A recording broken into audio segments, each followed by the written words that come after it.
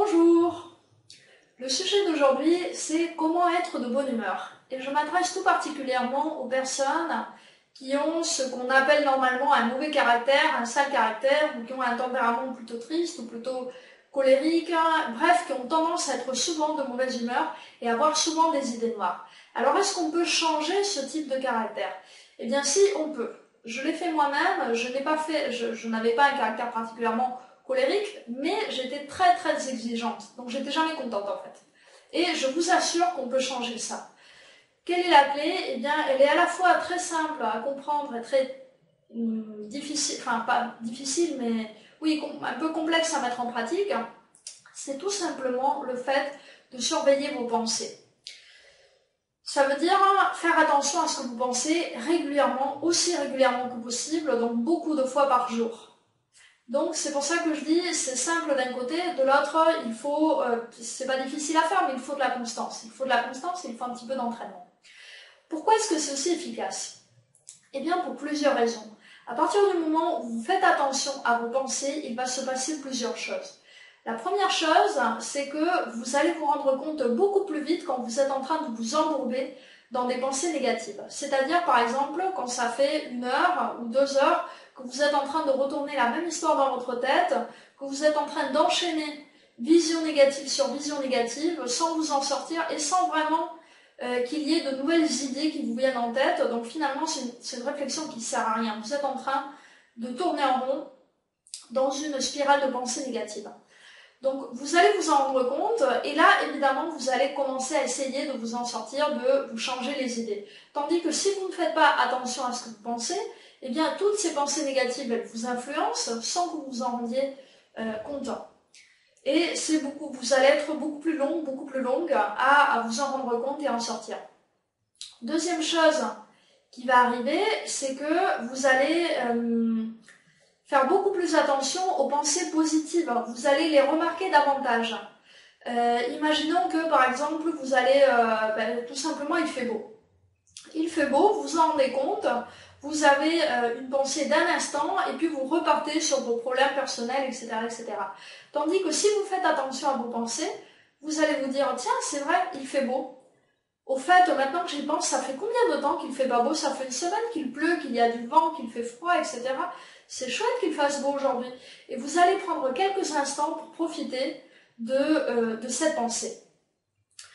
Donc ça, c'est le deuxième effet. Et ça va vous servir parce qu'au moment où vous avez une pensée positive, vous n'avez que cette pensée-là en tête. Tout comme quand vous avez une pensée négative.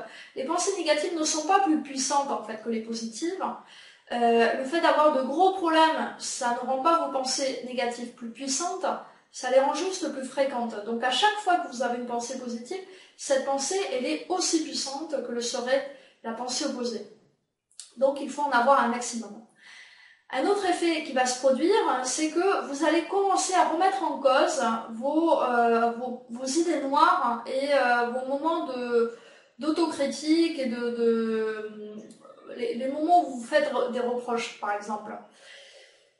Pourquoi? Parce que vous allez vous rendre compte que votre état d'esprit influence énormément votre manière de voir les choses. Par exemple, un jour, votre chef dans votre entreprise vous traite mal et vous allez penser mince, c'est vraiment un sale type, il est vraiment nul, pourquoi il se permet de faire ça, c'est pas juste, machin et tout.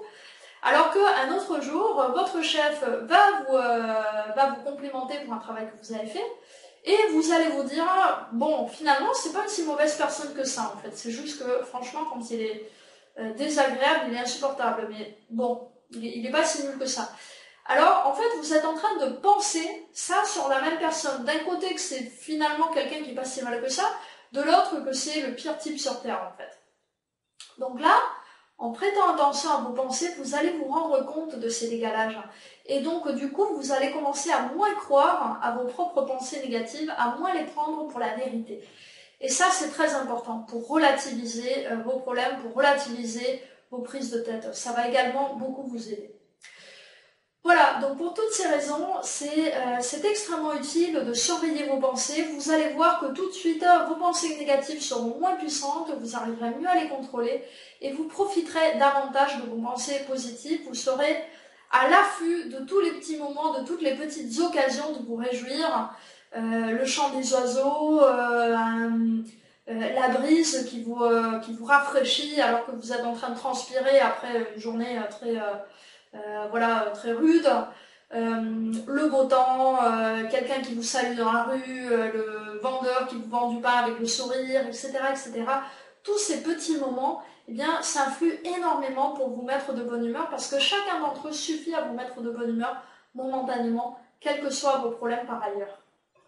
Et l'art de la bonne humeur, c'est ça, ce n'est pas être tout le temps de bonne humeur, c'est être tout le temps capable de se mettre de bonne humeur d'un instant à l'autre, vraiment très rapidement, même si ça ne dure pas longtemps, quels que soient vos problèmes, même dans les pires situations. C'est ça en fait.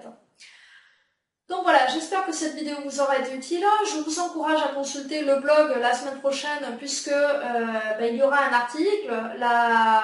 C'est une semaine vidéo, une semaine article. Vous avez l'adresse du blog si vous êtes sur YouTube. Vous l'avez juste en bas de cette vidéo.